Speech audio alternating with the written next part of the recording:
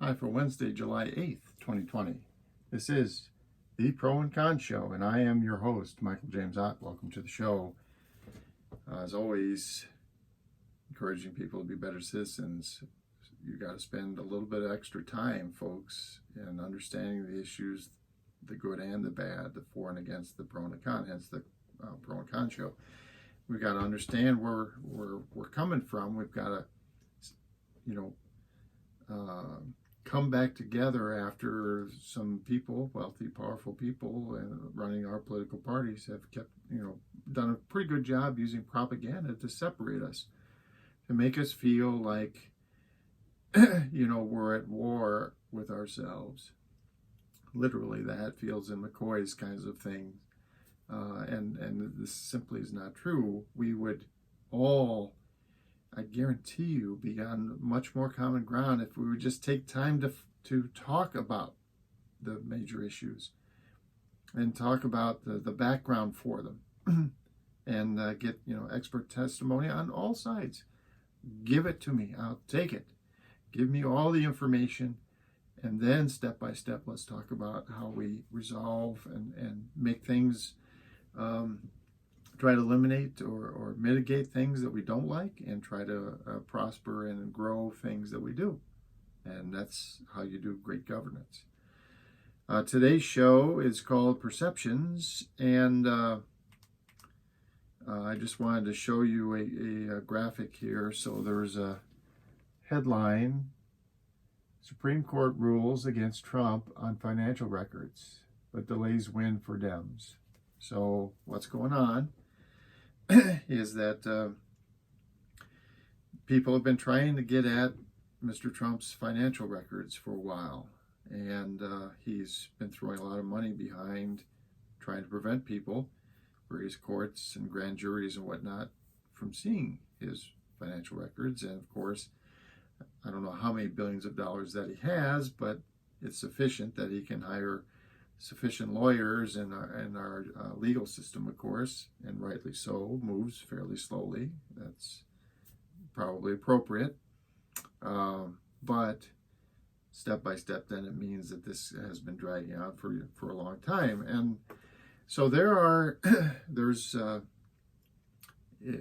with current polling, it appears like roughly 60% of the nation doesn't like Mr. Trump very much, and lists a litany of things that they don't like about him. And then there's about 40% of the country that likes him, and they're gung-ho behind him, in fact, in many cases. So to the 40% out there that still fully support Mr. Trump and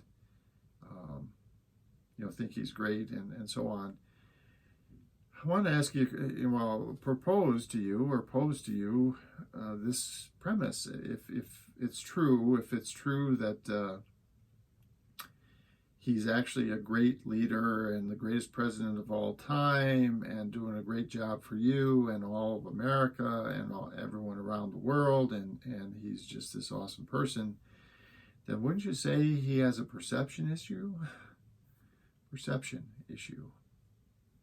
Perception.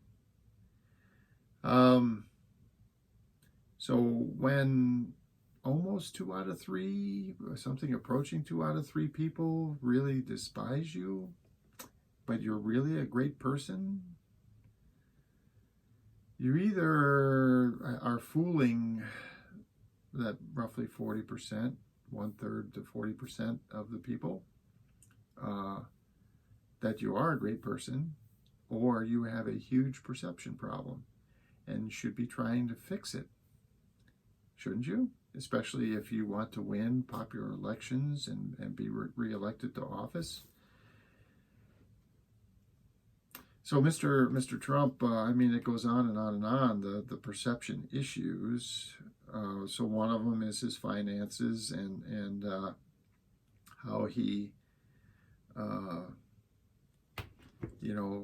has done various things with business dealings and stuff like that. There are litanies of stories about various contractors that claim that he jilted them and this isn't just a few. It's hundreds and hundreds of contractors. There's taxes. This whole thing about, well, I'll show everybody my taxes, but then he never does, and now he says he never will. And then, the constant flow of misinformation. And some of you might be saying, well, wait a second, no, he doesn't provide misinformation. Well, folks, again, for those of you that you need to pay attention if you think that he doesn't try to misinform people, because he does on a regular basis say something,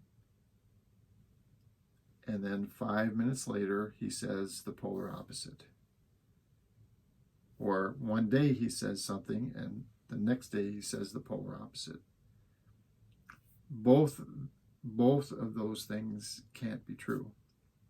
And then there's a preponderance many times of video and eyewitness testimony that says, no, he didn't, this isn't true. I mean, he often claims like these mega crowd sizes or stuff like that, and it's all around, of course, adulation, which is what he craves. But the bottom line is he routinely misinforms. He routinely does this on a scale that is much greater than the typical politician, because the typical politician would never get away with it. But the people that like Mr. Trump don't seem to care at all. They just like him. He's their bar, have a beer, brewski buddy or whatever. But again, folks, if you think he's great, if you think he's wonderful, and you think he's doing all these great things for you, then wouldn't you think that he would try to fix the perception issue so that the other 2/3 of the country that thinks he's a narcissist and thinks he's a horrible person and thinks that he shouldn't be president of the United States, thinks that he's probably having some mental health issues, on and on and on. Shouldn't he be working on that? Perceptions are reality for people.